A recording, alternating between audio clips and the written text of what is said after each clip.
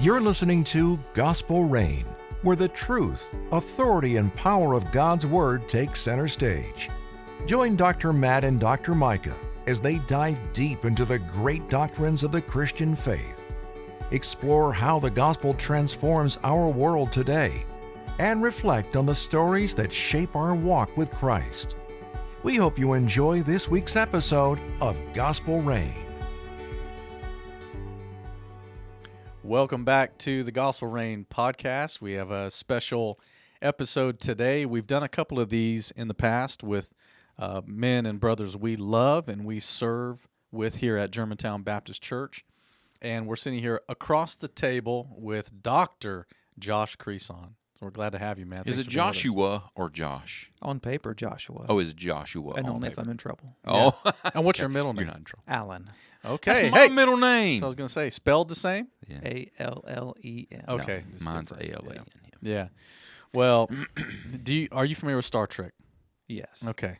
You like Star Trek? Are you a fan? Can I Are you a pull fan? out that I've got? Oh, he's got Star Trek Honestly, I did not- socks on. did no not Did know not way. plan. Unbelievable. No way. That's incredible. No, I hate it. That's incredible. Well, I don't. hate it? Yeah, I'm just not a fan. Never have been. Well, for Next Generation Star Trek, there's a character named Data, and I think of Josh in many ways as Data, not because you're an android, Except for but nobody says it like that on the show. Data. Okay. You think? Data. Data. Patrick Stewart changed it. That's probably the proper pronunciation. Is but Data? when Patrick Stewart got into it, he's like, "This doesn't call him sound Data. right. We're gonna say Data." Okay. That's awesome. No, I and didn't know I think of that because when I look at the composition of our pastoral team, your personality and disposition it's always even keel. I mean, even if there's a volcano under the surface, you'll never know for Josh. That's true. You'll never know. And I come to count on that on our team. Yeah. And just you're probably a genius. I think that's probably fair to say. And whenever we need something from, it's like the fastest. Like, hey, Josh, I'm thinking about. And it's done. Yeah. It's done. This is true. It's amazing. This is true. It is. Yeah. And he doesn't care. Ready He doesn't to go. appreciate that. The rest of us do. We do. He doesn't. Yeah. And count on it.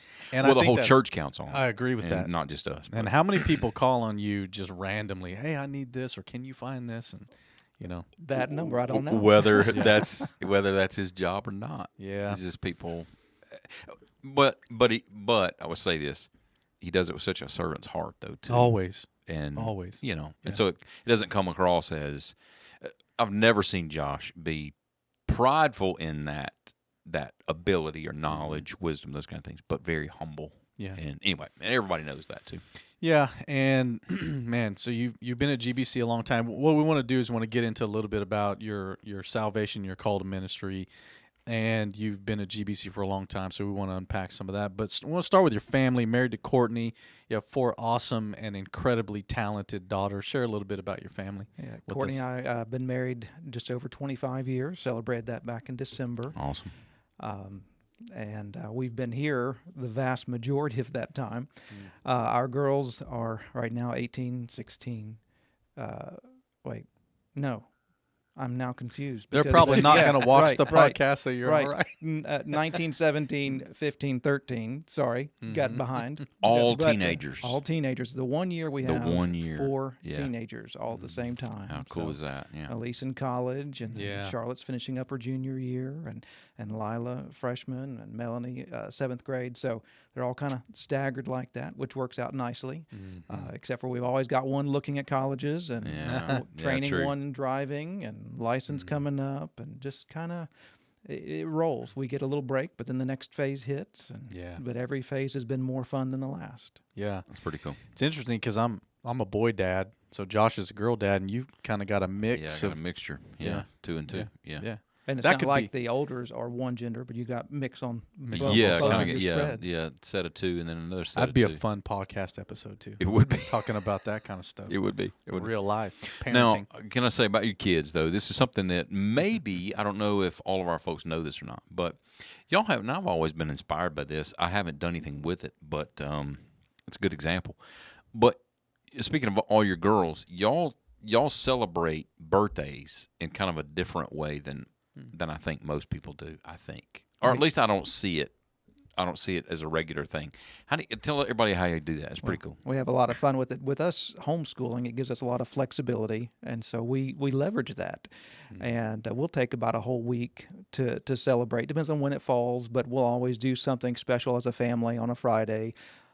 Whatever they get to pick. It's the birthday person's pick to go do an activity, pick a place to go out to eat, pick for us to eat at home, a breakfast, a lunch, a dinner, something. So they're getting kind of their favorites of their favorites, and we spend time doing that. And we try not to pile it up on one day. We'll spread it out a little bit, let celebrations go for several days in a row. So a lot of fun. It's pretty cool. I love that. It's pretty neat to watch. At least we get to kind of see a little bit once in a while. They put like almost every time put like at least a picture on Facebook or something like that. It's birthday week or something like that. Like, that's always inspiring to me. And part of that is having 4. We realized pretty early it was going to be a lot to try to do like big birthday parties with lots of friends for all of them, especially when they all kind of stack up in the fall. They're basically 1 month apart each. Really? We start in late August 31st, and go through December 15th. And there are 5 birthdays, including Courtney's, in that little window. So we realized trying to do birthday parties, it would get overwhelming. So how do we make it special without killing ourselves? Yeah. All right. That's pretty cool. That's pretty cool. cool. All right, so I got another question. I'm going to keep asking unless you jump in. Go for it. So 4 kids, you said y'all been married 25 years. Yes. Okay, but you made the comment that you've been here at GBC for most of that. Yes. Okay, are you ready to get in this? Are you ready to jump Sure. into GBC? Yeah, absolutely. Okay. Yeah. So Unless you want to ask about his call to ministry, do that salvation. first. Okay, do that because I'm going to hold that question because I want to figure that out once you made that comment. All right, so go back to your. We believe you're saved, Josh. Oh, we good. just want to hear a little bit about that. That's really good. That's really good. And call to ministry. Yeah. By the way, Josh and I were at seminary during the same years. I'm confident we probably met each other back then, but Had to have. we were in different degree programs and stuff. But that's a very interesting. So call to ministry, and then really not long after that, you came to GBC, right? Right. But tell us a little bit about kind of your background growing up in church or salvation and how the Lord brought you here. Okay. Well, my home growing up had some difficulties, some challenges. It wasn't really smooth sailing. I did have a family that valued Christian things, but we didn't go to church. It wasn't part of our routines. We didn't really talk about God and do those kind of things early on.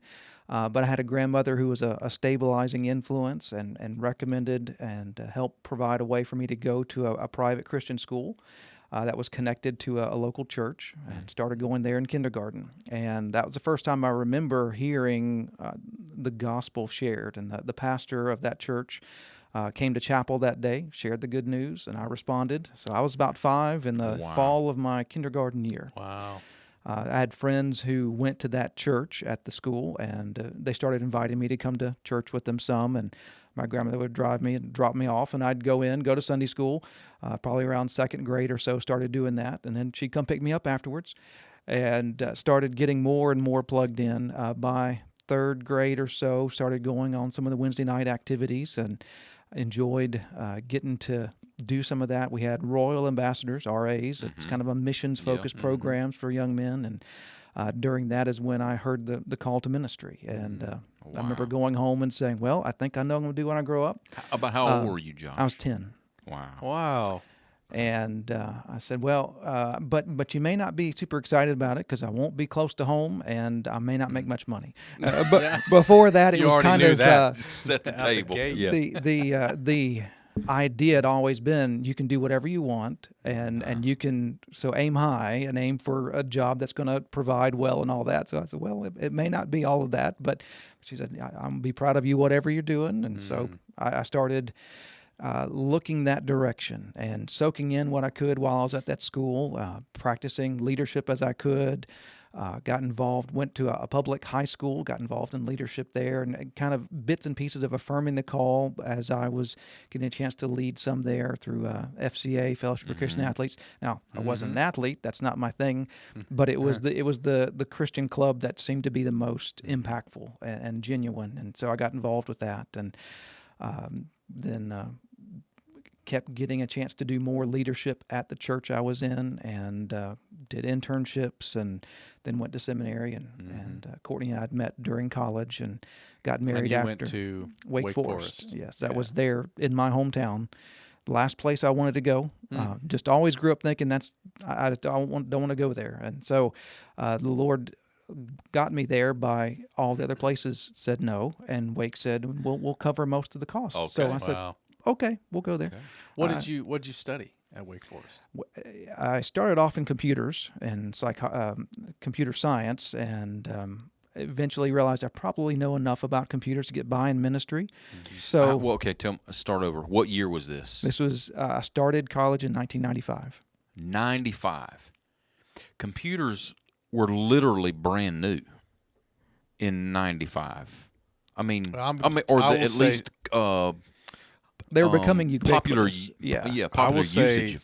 freshman, sophomore of college, I started in 93. I was typing my papers on a word processor. Didn't even Right. have a computer. Right.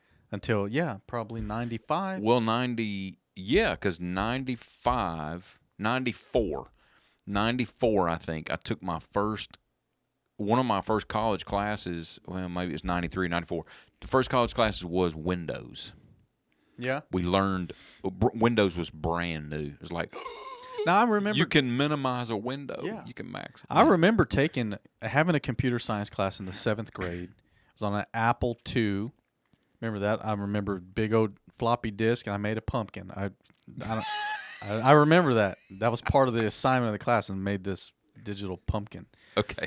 But I wish, derailed us. I'm sorry. No. I wish that would have captured, because you and I love games. We love digital stuff. Yeah. Not an expert like Josh is. But I wish it would have captured my imagination back then as something that was where the culture was going to go, how important those things were for the application of ministry. Of course, ministry wasn't on my radar way back then as it was yours, but that's awesome. So you get to college and you think, okay, I know enough, but I'm probably going to go a I different thought direction. computers are important. They're good, but I can get by. I was doing computer support already. I had side jobs building computers, those kind of things in high school.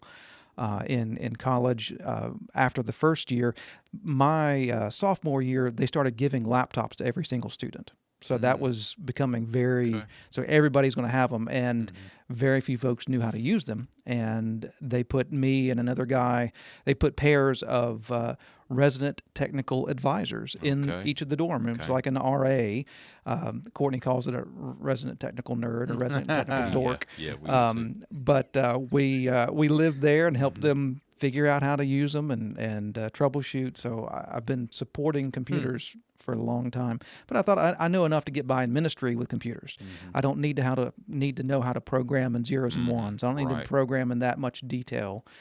So I switched to psychology because I'd gone through an intro to psych class and realized if you can understand how people think and what drives them and where their hearts are, it gives you a better way to be able to communicate and to share the gospel and to show love to them if you can kind of get your head around how people are different and what makes them unique. And so I started studying psychology, and even in that, got into some of the research of personality and did stats and those kind of things. So, and I still use all of the computer science that I learned. I still write programs. I still write code. I still use statistics, all those things, even though I wasn't pursuing theology in college. I knew I didn't want to learn theology there. Historically, Baptist university, but not the way we think of Baptist anymore. They had just opened a bar on campus, so that was kind of changed things. That was the last death knell of their connection with the state convention there. But as I was wrapping up is when they launched a new seminary at Wake Forest University. And that's where some of the folks who left Southern went and helped start that in response to Dr. Moeller leaning things more conservative at Southern. So that's kind of the time period all that was going down. Interesting. So with the study in psychology, and so you knew the seminary was going to be the next step, were you already starting to think about counseling kind of coming in, or you didn't know? there were times where I felt like counseling might be a piece of it, but more of it was a heart for marriages and families. Because of what I had seen growing up, I knew a lot of what not to do, and I wanted to first see how do I be the best husband and dad I can be, and then from that, how do I help others in the church live out God's design for marriage and family? When I got to Southern, there wasn't a family ministry program from that angle. It was more of the counseling angle, and I kind of backed into where I wanted to be, which was helping build stronger marriages and families from the ground up. And so I learned how do you help them when they're hurting, but my angle was how do I help them ever get there and not have to go through all of that. They've transitioned some now. Their counseling department's a good bit different than when I first got there, and they offer the family ministry in a way that's much more preventative instead of needing to intervene when things are going wrong. Because so often, in especially in areas where there's a lot of affluence, people are going to use a lot of money to help minimize their pain, and they often don't seek out help until they're way on down the road. Right. It takes a lot of digging out to try to recover from that, and I'd much rather invest in it on the front end. Yeah. So after you were a demon deacon, left there, you ended up at Southern Seminary what year? Began there in the fall of 99. 99. So you started working on a Master of Divinity degree. Yes. You got finished with your Master of Divinity in what? It's an MDiv in pastoral counseling. Pastoral It counseling. It has the core MDiv, and then it had some of the counseling classes. There are a couple of tracks you could choose within that. One was marriage and family therapy. One was professional counseling. I did both and had a chance to do a lot of counseling along the way, and it prepared you for licensure. It wasn't the angle I wanted to head into because pastor was my identity, not counselor. Not a counselor. So I'm a pastor who can counsel, but not a counselor who happens to be a pastor. It's kind of a lead-in pastorally, and also the licensing gets kind of messy with legalities, and the state governs those licenses and gives a toehold to whoever owns that license is going to be held to their standards. So I didn't pursue licensure, even though I had the opportunity to. So you went from your Master of Divinity degree to your PhD. Did you do that immediately? Yes. Okay. So you started your PhD in what year? That would have been the spring semester of 04. Started in 04. So you finished in your PhD at Southern Seminary. So you went all the way through from your master's degree all the way straight through PhD. And so by that time, you and Courtney were married. I already had a couple of kids by then. As I finished up the PhD work, in the course of about 2.5 months, Elise was born. I defended my dissertation. We moved to Germantown. I went back to my home church for ordination. Went to Louisville to graduate with the PhD. So from October 3rd it's kind of a through busy December 18, it was bam, bam, bam, bam, wow. bam. So you finished, so that was, you said 19, Elise is 19 years old. So 19 years ago, 06, you finished, almost 20 years ago, finished your PhD. And so you made that transition right at the same time to GBC. Yes. Wow. That's incredible. I'm just sitting here doing the math. You did your PhD in 2 years, coursework and? I must have given you the wrong number because it was 3.5 on the master's and it was 4 on the PhD. So 4 years. Same. Okay. Same. So you packed a lot in. You graduated in 08 PhD? No, 06. 06. That part I know. Yeah. Yeah. It was 7.5 years straight. Oh, straight. Gotcha. Yeah, because I'm thinking of our timeline crossing over. I took a year off when Ben was born. When did you graduate your PhD? 2008. Yeah. So y'all were on campus at the same time. Yes. We started same time in the fall of '99. I'm But assuming we graduated. You came in with some extra Bible college credits that got you into the more advanced classes, and we probably did. I was in all the baby stuff. It did, but it didn't reduce the hours of the MDiv at all. And I did an advanced MDiv, which should have been 70 some odd hours, and I was like 94 at the end. Anyway, I think mine was like 120. But I think or 118. we may have it was graduated crazy. around the same time with the MDiv, and you went right in. I took a year off, and then I took a semester off because I was pastoring a church. So that extended me about 2 years. 2 years. I had the perk of we didn't have little ones yet. Courtney was full-time teaching, and all my jobs were side kind of things. They weren't full-time. They weren't full ministry. I was doing counseling. I was doing selling computers at Gateway Country. I remember it well. Yeah. Wow. So you're so you have a PhD in what, Josh? Christian counseling and marriage and family studies. Okay. Focused on pastoral theology, on counseling psychology, and ministry supervision, and marriage and family. So there are kind of 4 major areas that I did seminars in. Okay, so in 2006, end of 2006, sounds like, you come to Germantown Baptist Church. Did you come as a pastor for families, pastor for discipleship? Okay. Yes. I think I may have been through 4 different titles by now, but family's always been in there. Wow. Interesting. Yeah. Okay, so 06, I'm having to kind of go back. So for our folks that, for GBC folks that listen to and watch the podcast, some of them, I'm certain, remember all of this. They remember 20 years ago when you got here. So 20 years ago when you got here, who was the senior pastor when you got here? There was not one. Okay. There you was came not at one a time for the when there was first year. That's right. I remember you telling me that.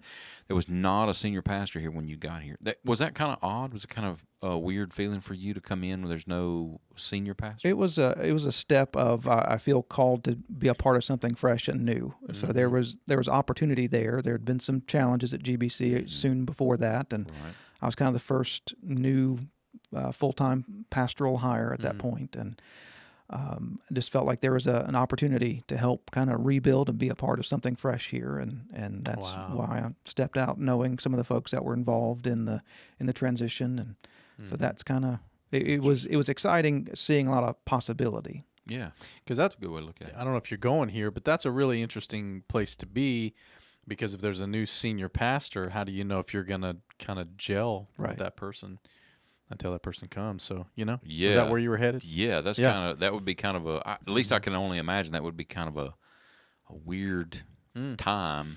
Uncertain, maybe not weird, but just kind of with some uncertainty. Oh, certainly. But, okay, so 06, you get here, you serve here for a year without a senior pastor, and then GBC gets a new senior pastor. When after you started here... So, all right, let me start back over. You started here under what? Like, what was your title? Families? It was... Do you remember back that far? Yeah. That's a long It was time pastor of young families. I think that was just a straight title. Okay. Yeah. So how far along the road did anything shift for you from young families to taking on any other responsibility in addition to, or kind of an adjustment to that? I think it was always a broad enough umbrella that a lot of stuff started sneaking under it, because everything kind of connects back to families in one way or another, if you want it to. So I was working with men's and women's ministry, and I was helping with the young couples departments. I didn't work directly with the kids, the preschoolers, or anything like that at the time. It was primarily that bigger picture. I was part of helping transition. There was a counseling ministry within the church that were paid employees of the church that was here at the time. Let me ask you about that. That was already here when you got here? That was already here when I got here. How long had it been here before you got here? 80s. Oh, okay, that long. Okay. Yeah, there'd always been a kind of counseling presence, but the problem was the structure made it very easy for something to go wrong in terms of litigation, and it wasn't the best structure to help protect the church.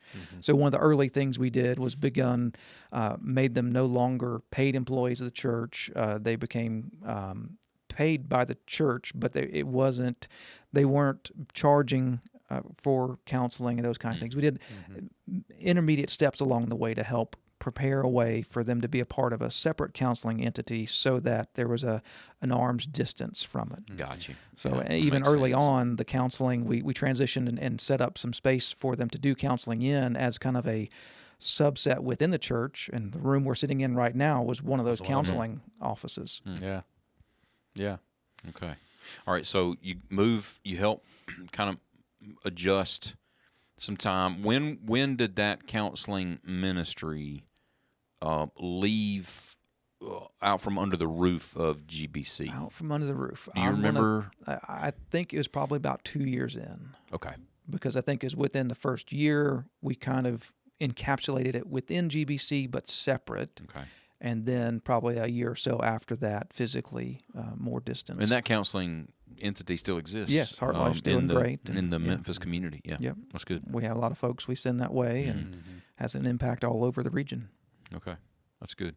So, for the most part, then your ministry here at GBC, that's been not here for the most. Right. For the counseling ministry has not been here for the most part, but then moving on from young families into other things. All right. So probably within the last. So if that was 2 years in, the last 17, 18 years have encapsulated a lot of things on your plate. A lot of things have ended up on your plate. So give us a sampling of some of that. What all has ended up on your plate at GBC? Either ended up and stayed there, or ended up in it's kind of been taken off your plate and here and there. Well, a lot of transition. Probably easier to say what hasn't been. Areas that I've not worked in directly would be recreation. And that might be about it. Directly says at some point. I still support recreation, Yes. and it's a good thing. But I've never had any kind of leadership within it. I mean, I've even done things as much as serve in the cafe or serve wherever. Men's ministry, women's ministry. I've done interim work with the college ministry, single adult ministry. I've done interim work, of course, with the children and students. Nature of the broad ministry. I have worked with senior adults, never again with any responsibility, but when you work with families, it's every age group. So a little bit of everything. I think maybe around 10 different committees over the years. Work with 3 right now, but we used to have a whole lot more committees, and that's right. Had many of those. So a lot of different areas. So at what point all right, so our structure now is you are pastor of discipleship and families, and you supervise really 2 other pastors that are in the student ministry with median families and children with young families. When did is that something that took shape under your ministry here when you came and you kind of saw because there were student pastors, I'm assuming, and children's pastors, ministers, while you were working with families. Yes. Yeah. So you weren't directly necessarily doing those things, but that was the design when I came here. That's what in a sense, you kind of put me to where I was called to have been back originally. But at the same time, it was a big season of transition, and who's going to listen to a 29-year-old who has a baby on those kind of matters? There are a lot of things. It took some time to grow into those areas and to build the relationships. What I found was whenever I did the season as a children's pastor, that's where I gained the most connection with the families and the parents. It unlocked the door to the parents' hearts when they saw the love for the kids. Yeah. And that goes a lot farther than just a title of, well, here's the pastor too. That's right. And I wish that's a really good word, because I wish there are a lot of student pastors and children's pastors who understood, who grasped the importance of that. You're not just ministering to kids or to students. You're ministering to the families of those kids and students. The way to go about that is through the hearts of those kids and the students. I mean, you kind of get the opportunity, right, to do that for the family, but it is a family ministry. And so, not long after I'd been here, we kind of transitioned to that, because Josh and I had many conversations surrounding all of that, which kind of was the impetus to my kind of adjusting and kind of massaging those roles a little bit, because I knew getting to know Josh early on and getting to know his strengths and getting to know his interests and his education, all those kind of things, I felt like that is where Josh needed to be in kind of overseeing those things as kind of a family minister, because he understood that, he got that, and he could really help others be able to kind of grasp that and kind of steward that family ministry. And so, anyway, not long after I got here, I can't remember when now, Josh, I've lost track of time, when we kind of made that adjustment. So when I got here, Josh was doing children and family, so he was our children's pastor. Pastor Mark, who is now our children's pastor, he was an associate at the time, and I think maybe when I got here, he wasn't still an intern when I got here. I can't remember now. It's hard for me to. I'd have to I don't ask. remember the timing I'd on have that to ask either. Mark.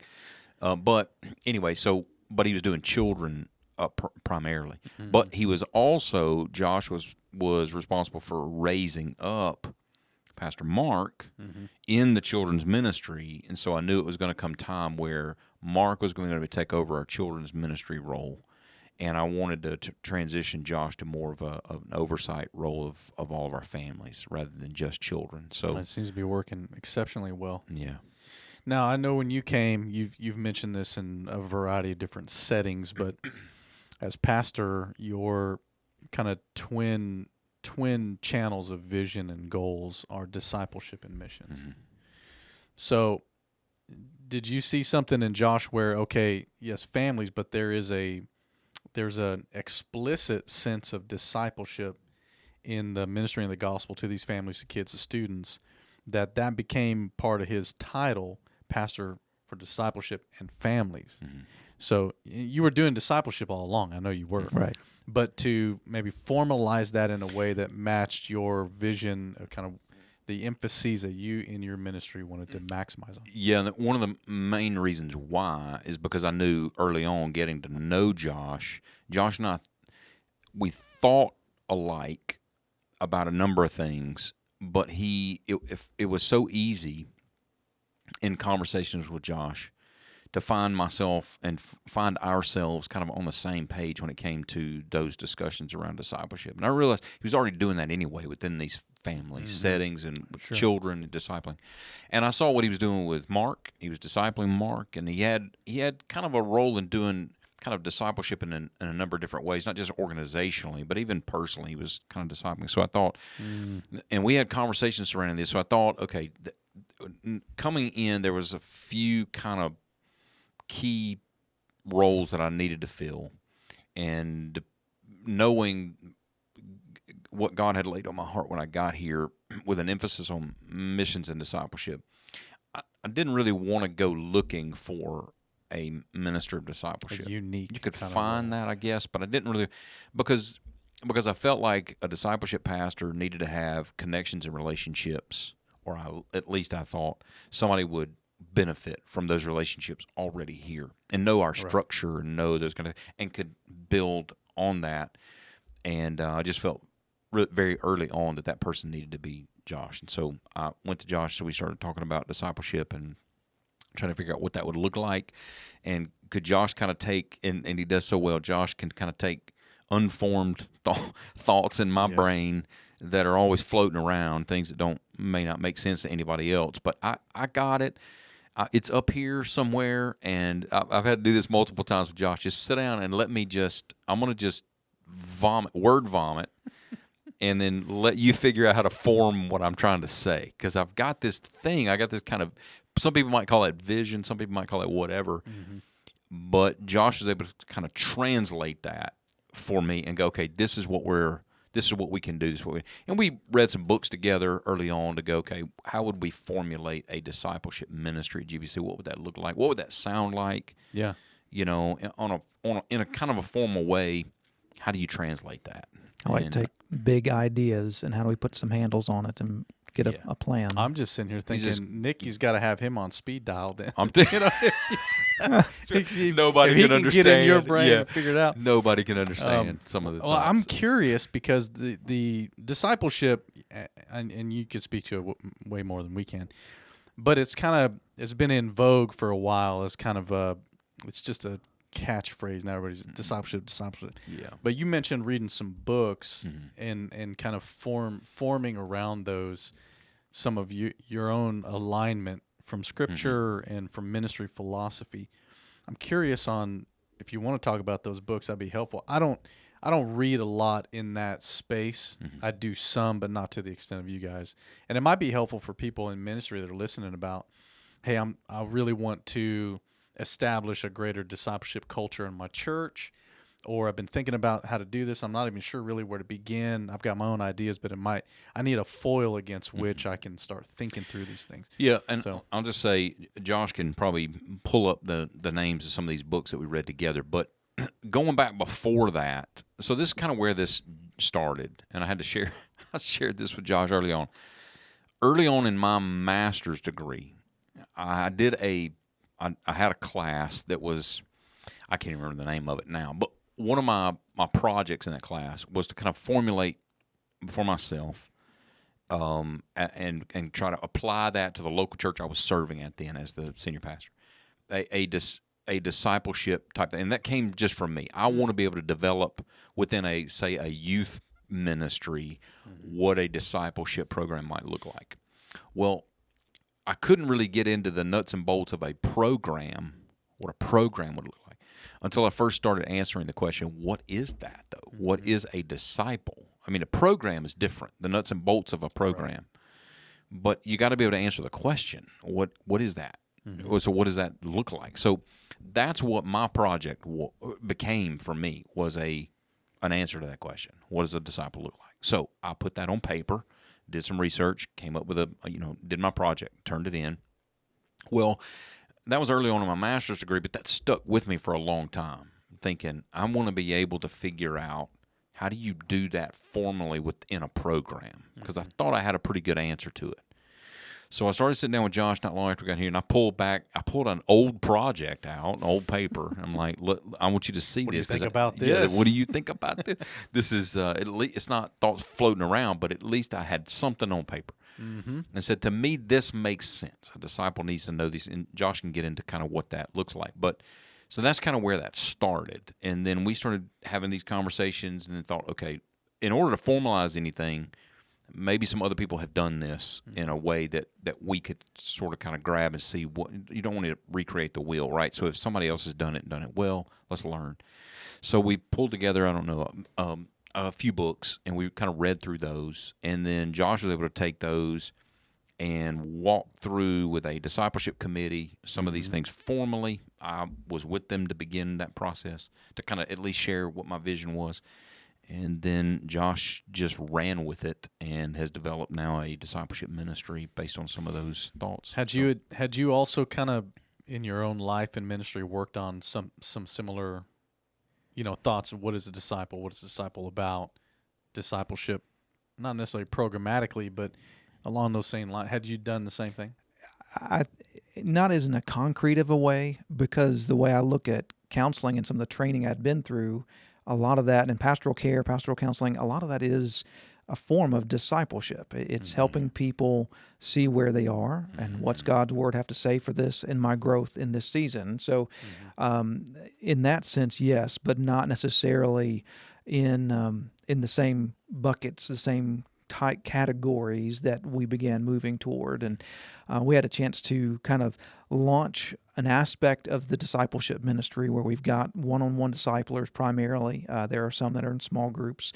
And so we've got about 37 or so folks who are disciplers right now, and another 58 folks who are being discipled. So there's a lot going on, and we're seeing multiple generations, at least 3 generations. I'd love to see us get to that 4th sometime, because that's where it starts feeling kind of like you've got the full layering of it that you see in Scripture. And so we've kind of got this running, almost self-perpetuating aspect of it now.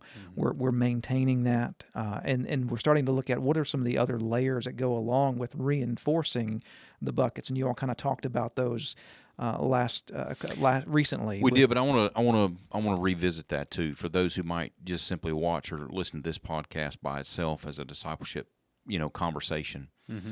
But I want Jock. He can do it better than I can, I'm sure. But I want you to kind of explain to us briefly what is, in our answer to that question, what does a disciple look like, and answer that question, and then how did you formalize that into some type of ministry that can be led and tracked and then perpetuated in some way? Measured, and does it make your heart sing that he had actual numbers. Absolutely. Me too, because you can't really celebrate what you can't measure, and discipleship is a hard metric to measure at times. Yes, growth, spiritual growth, participation.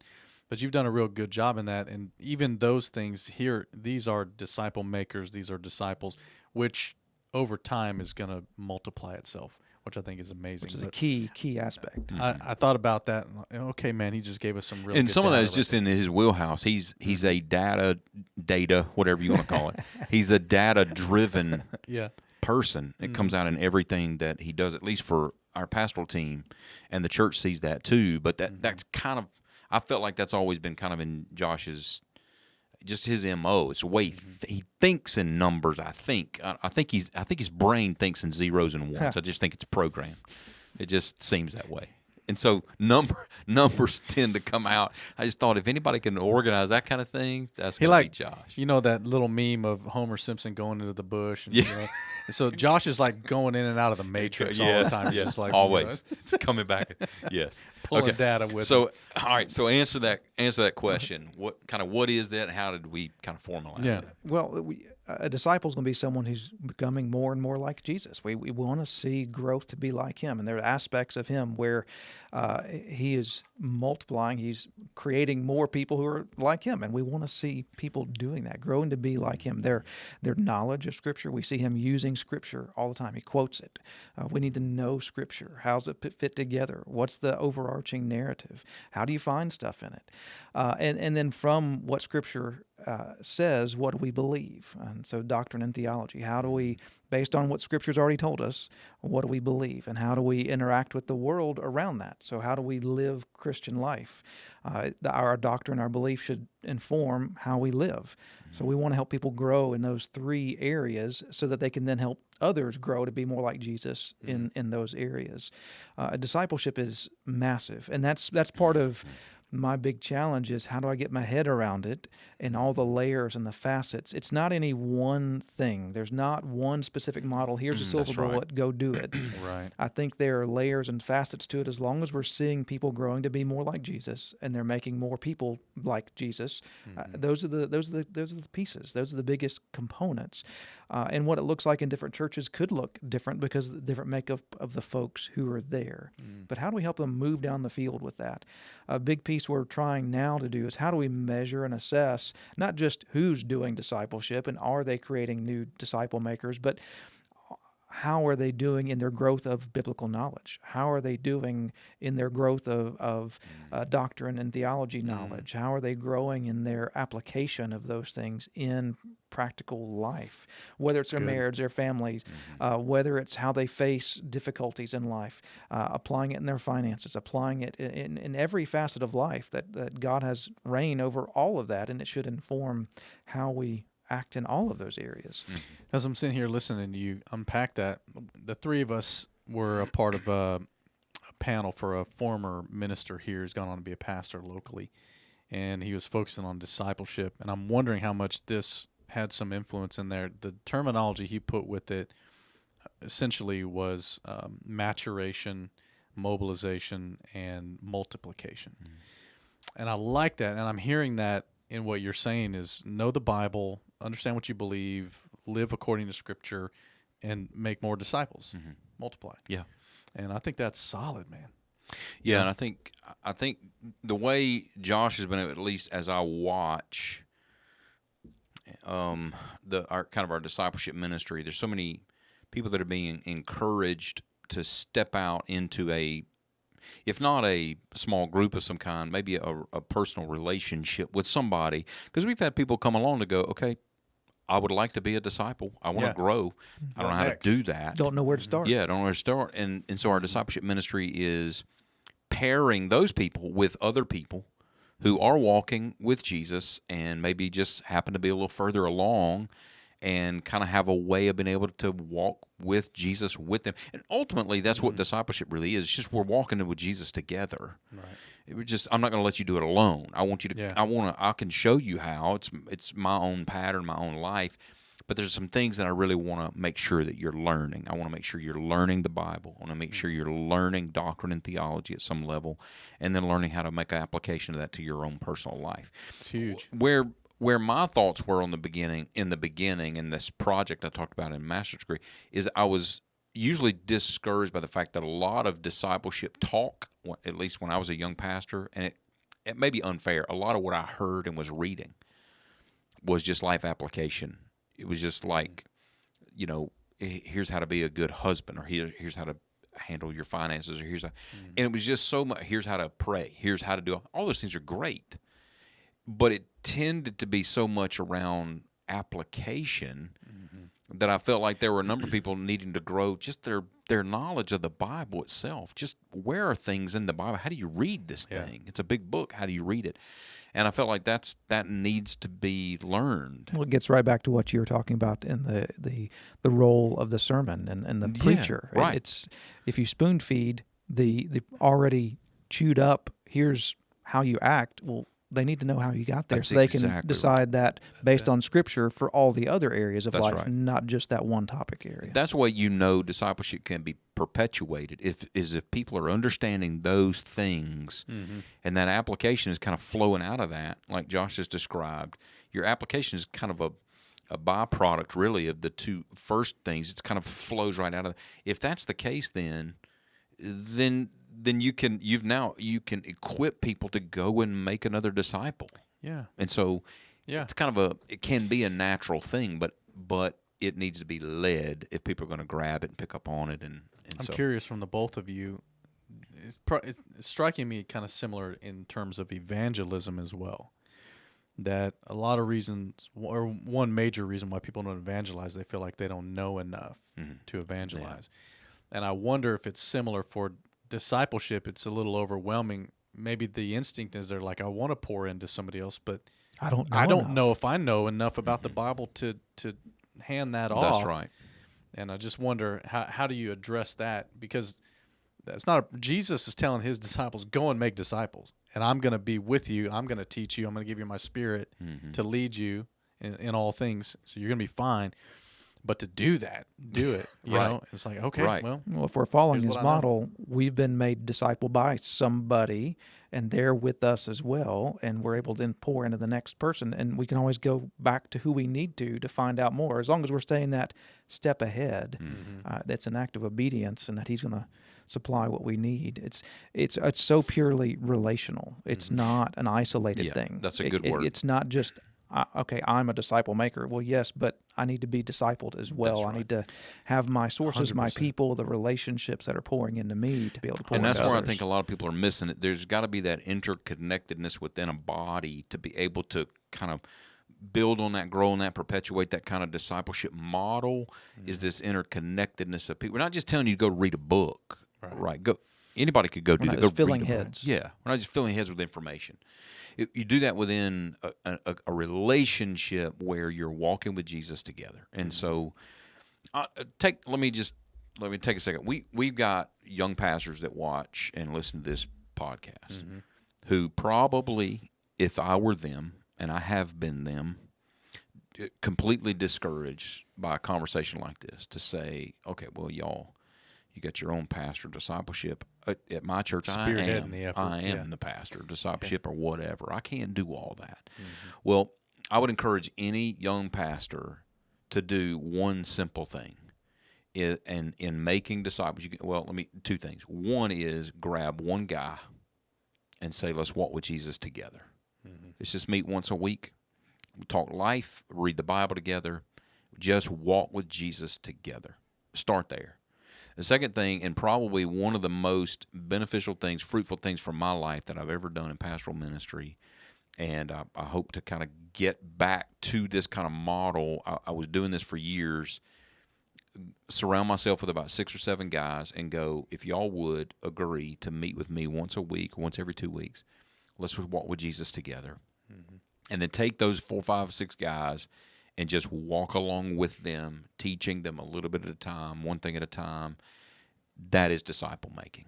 You don't have to have a whole program. We're able to do that. We're able to do that and hopefully produce things that can be beneficial, hopefully for others. But simple disciple making is just find somebody to walk with Jesus with them. Yeah. And that's a Meet them where they are. Meet 'em and right help where they them are. grow where they are needing it. That's right. The Well, relationship is where that's going to come from.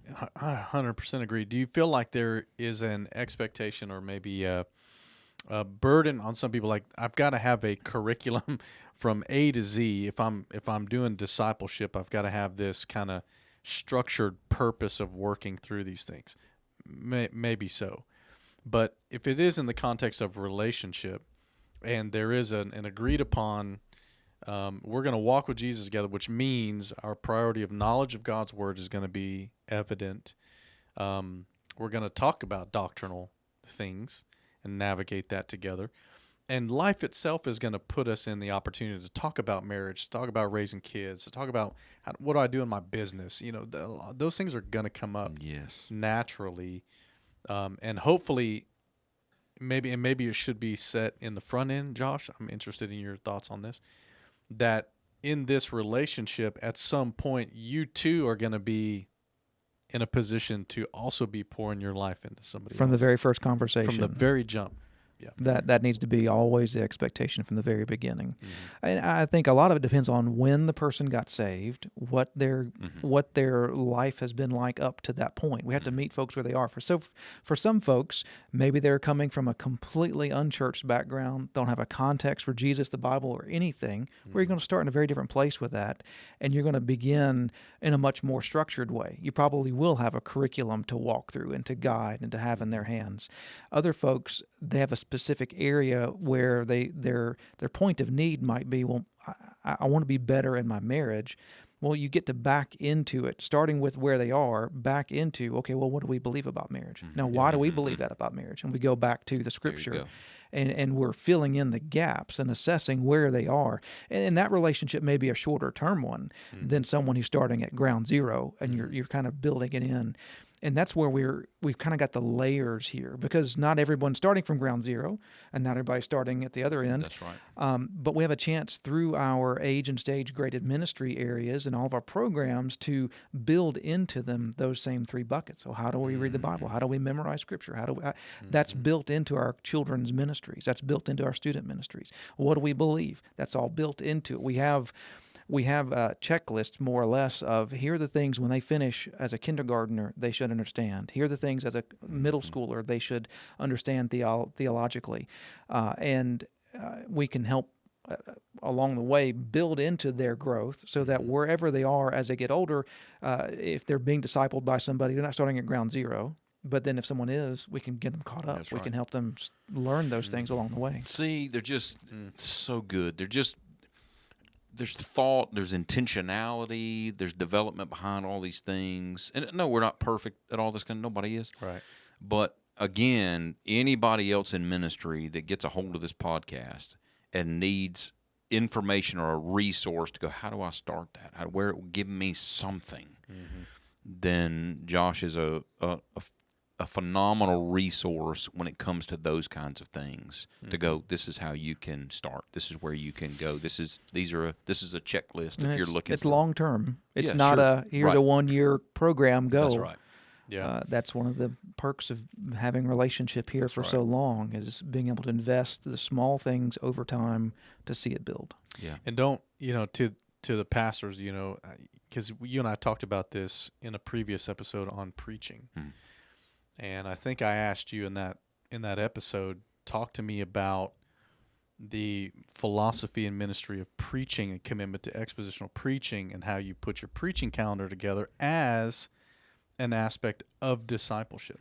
And your response, if I could summarize it, is, I want people to know how to read their Bible. Yeah. That is discipleship. Yeah. And even though we kind of dance in the space of more adults and senior adults, it's fascinating to me to watch the adults respond to teaching, in the sense that it's not that, they probably have way more years of knowledge studying the Bible than you and I do.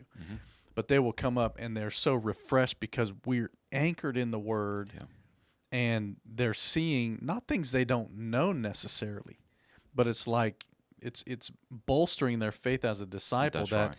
If this one other little piece comes in, is like, okay, now I'm seeing a little bit more of how the Bible is fitting together. the parts to the whole. And I think that's a really key piece for our kids and for our students. They got to get the pieces, but the pieces to the whole, and that's coming out through specific strategy of preaching, Right. part to whole. And That's right. And there's an intentionality to the whole thing. Yeah, And some people may intentionality. think it's kind of hodgepodge all over the place. It's not at all. There's a rhyme and a reason to all of those kinds of things. It's not perfect, but there is a rhyme and reason behind what we're trying to do in our preaching.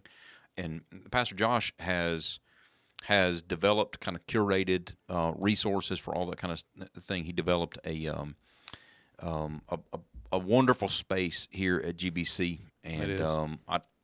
we may not have time to talk about all that, but a great space. If anybody's wanting to come look at what a good space is, physical space in the church for discipleship ministry, great opportunity to come and do that. He's curated a bunch of resources that fit in those big buckets that we're talking about, so it's very specific when you walk in. Yep. Here's how you can grow in biblical knowledge. Here's how you can grow in your theology and doctrine. Here's how you can grow in practical Christian living, and a number of different things. So even with the sermons that I'm preaching in a series, he's curating resources for that too. So anybody can come in as a series that we're preaching on, like now on the life of David. There are resources in there on the life of David that they can read on top of what and they're not just hearing. books, but videos and That's right. and even worship playlists, whatever to help undergird and to take it a step farther. Yeah. I hope a lot of our folks are taking advantage of that Yeah. space, because a lot of people may not know you also have a foot in the library, so resources that can and should be used for discipleship, but just personal growth and a variety of other things. You have a foot in that. The Next Step Discipleship Center is huge. I mean, he probably has. I hadn't been in there in a while, but he probably has stuff even related to what we're podcasting. Yes. Of course he does. Of course he does. Which is great, because folks, and that's an all-round ministry, that there's an intentionality and a comprehensiveness to what the under shepherds under King Jesus is trying to do for the steady diet of the Word of God in their lives. And maybe that's for kids, maybe that's for students, maybe that's for adults, and every other kind of touch point. Because our Sunday school model, as I understand it, it's not monolithic in that everyone is studying the same material. Right. So that can be a challenge in and of itself when you get different groups of people studying different things. Doesn't seem to be an issue in our church. I think people love it. They are happy. But we also provide them, pick the curriculum you need that fits your people, but make sure you're hitting these biblical concepts. these concepts. So as these come out, identify them, whether it's the doctrine and theology elements, the biblical Right. studies, the practical Christian living. Those same buckets exist in all the Sunday school classes, but they're coming at it from different curriculum standards to fit who they're shepherding at that time. Love it. I love it. He's often supporting and undergirding and resourcing things that I don't even know about. And matter of fact, I'm the worst. Josh knows I'm the worst, because when That's it why comes I'm here to help undergird and help resource, to help multiply you. I can't count right now how many emails I will receive from Josh where he's already processing and thinking to support something that I mentioned, like this is something important to me. He's already got all the resources up under that and sent me emails, and I'm the worst. It'll come 2 weeks later, and I finally am able to respond to Josh's emails. I'm like, okay, I'm catching up. So he knows I'm the worst at that. But it's always there. Yeah. And Josh is just so good. Well, I'd Josh rather is you a, have it instead of waiting for it. Well, and that is incredible to me. So Josh is a gift, and he has gifts, and the Lord is using those. And, you think about the smaller church pastor, you and I have been there, where it's kind of all on you. You don't really have the support staff. Maybe you have a couple guys that are helping you in some specific ways. You would get to that. I know you would. I tried to, even if it's an imperfect thing, just trying to resource God's people and, challenge them. And it's great to have someone like Josh, who has a long tenure in this church, to know a little bit about the dynamic of the people, where the people are, and seeing generational growth over the years, which I think is phenomenal. And he's attentive, and this is a good piece for support pastors under a senior pastor. He's attentive to not just what you're laying out there in terms of vision and structure and stuff, but the things that you're talking about. He's like, I got that. Yeah. I got that for discipleship. I got that for marriages and families. I got that. I got that. That's huge. I mean, that's the secret sauce, It is. honestly. Yeah, it is. And I benefit personally great in a big way, and I know our church does in more ways than church actually knows, probably. So, yeah. When's the last time you preached, Josh? Maybe we should get him up there and just put him on the hot seat. Well, he preached for me it was a few years ago, wasn't it, Josh? I think 23 May, the last time I remember. Like, yeah. A couple years. Does that fire you up to think about preaching, or you're like, nah, there's probably somebody else that go ahead and do that? My style is more teaching Yeah. than preaching. As you can tell, I'm not as volatile when it comes to my expressiveness, but I get excited, and my Notice the excited word looks different. volatile. Yes. I receive it. I in picked love. up on that. I receive it. In I'm love. thinking preachers in general. Yeah. Preachers in general. But no, I enjoy it, especially when I have warning. I think the last time it was maybe 5 a.m. whenever you said, hey, can you cover? Because I'm sick. That may have been the last case. But Those are the best. a little more time is always more appreciated. But the Lord works and does something special Yes, in those he does. moments too. So Well, I think that, and of course, this is our ecclesiology. We understand this. I mean, anyone who's a pastor is apt to teach. Yes. And all of our pastors teach in a variety of different ways in the life of the church. Not all of us are teaching from the pulpit on a Sunday morning. Some of us do. Under your leadership as the primary teacher. But that's just, I think about that at times because, I mean, I don't necessarily have a choice. You tell me to preach, I'm preaching this Sunday. Yeah. You get up there and do it, son.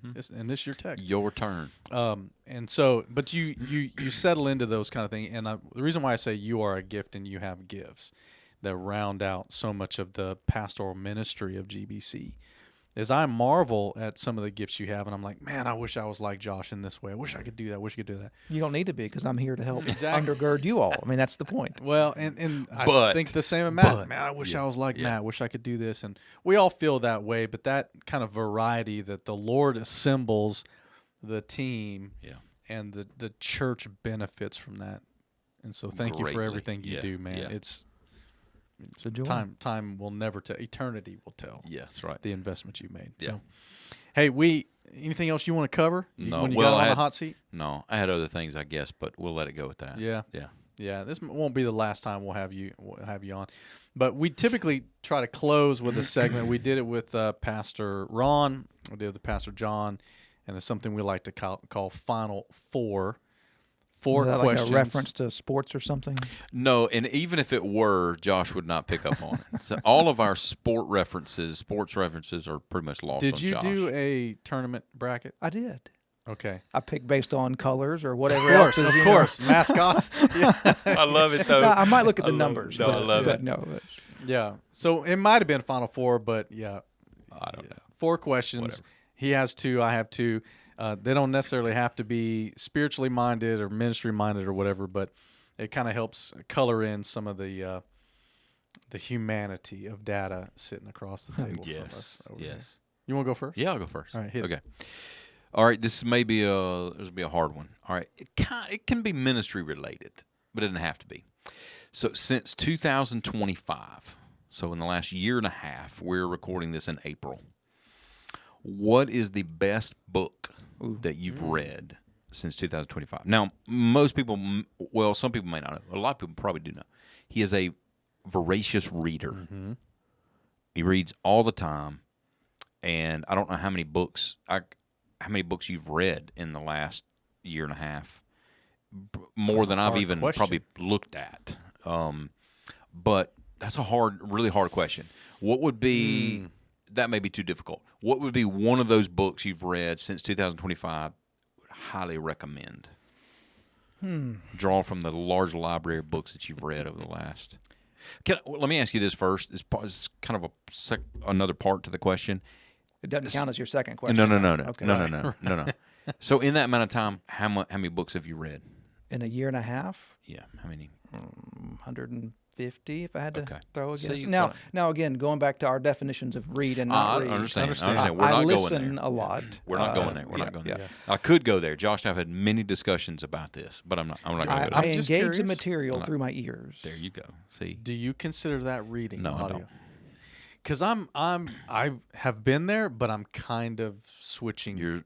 You're moving over to Josh's I'm moving team. over to Team Josh. if I've invested 4 hours listening to a book, and I've got the content, then I think I've read the book.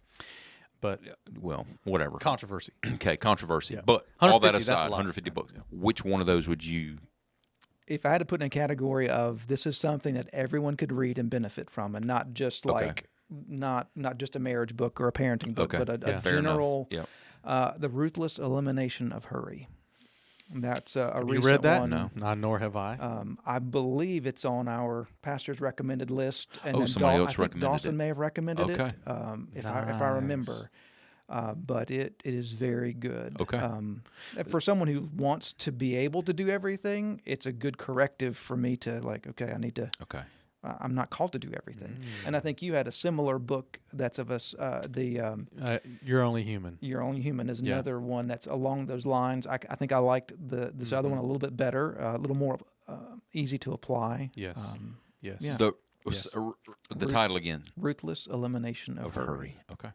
Ruthless. Wow. Okay. See, Great. he can pull that out of the I'm gonna have to air. read it. I'm gonna have to read it now. All right. Your question. Or listen to it on Audible. We'll have to see. No, don't. Uh, it won't be reading it. All right, Josh, you're a great musician. My question is, can you play the sitar? I would say I'm not. I don't consider myself a musician, but that's one of those Well, wait a discussions minute. that Ron Okay. and Dawson and I have conversation about. Is like in my mind, musician means this, and I'm not. I'm not there.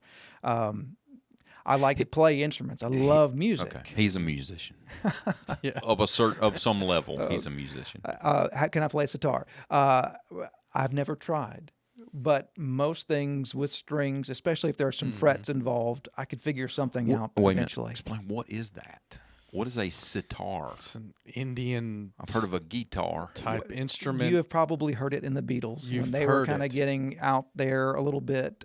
George Harrison really Yeah. liked the sound and You- bring in you- the middle. If we played the sound, you would yeah. recognize the sound and like, oh, that's what a sitar is. Yeah, It's a string. I mean, yeah, A sitar. it is a stringed instrument, but it's got a very it's real unusual funky sound. looking. But I Big, just thought it's a long- stringed instrument. He's probably If played he- it. He probably has played. If he hadn't played it, I fully expect him to say, I could probably figure it out. No, I have no doubt about that. No doubt about that. Okay. Yeah. Awesome. All right. Is it my turn? I get to ask the third question. Number 3. Number 3. A lot of people may not know either that Josh is a great cook.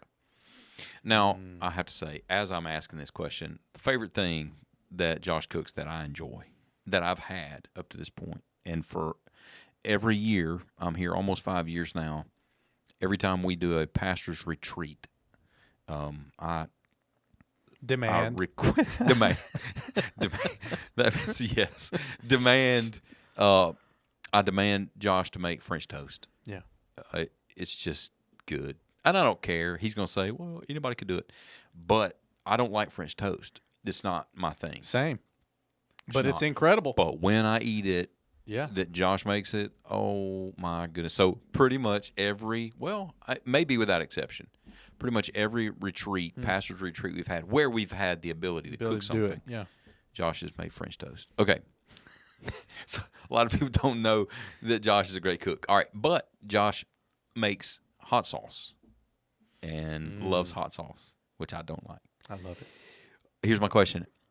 Of all the peppers out there to make a hot sauce, what's your favorite one to make a hot sauce with? It probably depends on what you're eating it on. Right, Okay. right. My recent hot sauce making has always been in the last couple years Carolina Reapers, but it's because Pretty that's hot. the plant that I have, and I just go with it. Plant that you have, you grow them? Yeah, and ferment them, smoke them sometimes first, and then that gives a nice smoked flavor. Do your girls like spicy peppers? A couple will go a little bit into the spice, and a couple are would rather not, and one's like definitely not. What about Courtney? She can tolerate some, but she doesn't seek it out. It's not her Carolina thing. Reaper is not the hottest, but it's in the top 5, right? Maybe. I think the only one I'm aware of that's hotter is Pepper X, and I'm not even sure it's been stabilized or Agree. gained that official title. Mm-hmm. What is a? We don't have time for all this, but what is a ghost pepper? It's hot. It's a strain of habanero, and it's down below Carolina Reaper. They're all the main ones are pretty much often that habanero family. I don't know anything about this It has because I don't something like to hot do sauce. with capsaicin and how what's the Scoville? I don't know how units. they rate it, but it's like in millions of Scoville. Like these peppers are. Carolina Reaper's probably what 1.2. They million? vary a good bit. I think 1.2 to 3.4. It varies pepper to pepper. That's part of why it's It's like kind a of bell hard pepper's sometimes. way down there, and then a jalapeno, and It's like 6,000 for jalapeno. Okay. So I'm talking about a million Scoville. That just sounds bad. Whatever. I don't know anything about any of that. I just don't like hot sauce. So, but I thought for those who care, Yeah, that would be something that people would love to know. Yeah, I agree. So I think we Carolina need to Reaper. do a podcast sometime where we have little No, sir. the glasses of like we Hey. use for Lord's Supper, and we have multiple I'm strengths definitely of it. down for And that. you guys go I'm back and forth on 100% them. down for I that. know While- you're down for that. I don't- while debating doctrine. Okay. and we'll Ooh. see when you the first one to crack. Cry. It and would be snot. me. you will hit a point where you can no longer I- coherently speak. I can't. It's not my thing. I It's not just my got. thing. Okay. I gotta say this in the Tanger outlets down in wherever, Horn Lake or something. I don't know where it is. South Haven's There Horn is a store that sells all these kind of spices and hot sauce. And my son Ben loves hot, so we're gonna try the hottest one he had. One, I promise you, one little drop on a little plastic spoon. And I said, "Let's go for it." Well, You did it. I did it, and I'm within probably 20 seconds. I couldn't breathe.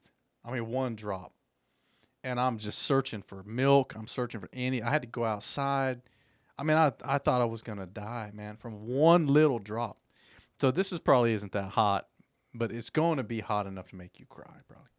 No, I don't. See, that's why I don't like hot sauce. Is if that's all I can taste, I don't want to. Why eat it? You want to taste something better than yes, that. I want to eat the food. I don't Yeah. want the sauce that, ignites my nostrils. I want to be able to taste the food. Well, I think my liking of the hotter started when I couldn't taste and smell for about 2 years after COVID. Oh, And so I yeah. needed something to experience while eating, and that's where I built up a lot of the tolerance. And You think started, that woke up your taste buds?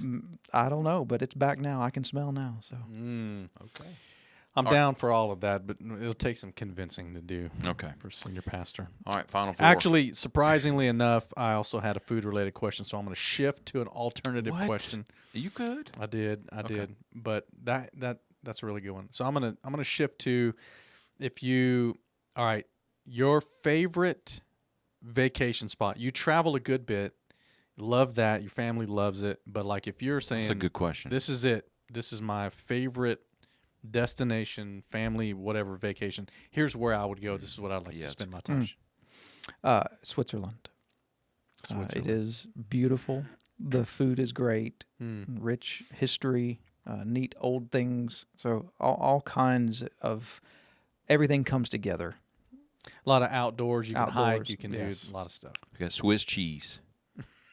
That's how cultured I am. I don't know what kind of food that is. What was that even? A lot of dairy related things. Okay. Yeah. Potatoes and all kinds of cheeses, not just the Swiss. Oh, okay. Yeah. Okay. Lots of different kinds of cheeses. Switzerland. Did you Wursts ski? and those kind of things. I've not been there in the winter. I've only been there in the summer and the fall. So all hiking. Hiking. Yeah. Yeah. I knew y'all like to do that. Now, is that where The Sound of Music was filmed? I think it was in Austria, I thought it was but Austria. I'm not That's sure. Okay. Look, I'm striking It out looks as far very as similar. musical stuff like the Eagles and Led Zeppelin. I can't get myself in trouble again. Austria for The Sound of Music. There you go. Yeah. That's a fact. I think. Right now we're going to plant it. Are you? Okay. Yeah. Okay. Yeah, Well, I think you're right. if one of us is wrong, you're going to be wrong. Well, Switzerland, man, I'd love to go. I'd love to ski. I like to ski, but man, that's the Alps, Swiss Alps. Right? Oh yeah, they got the Alps. Yeah.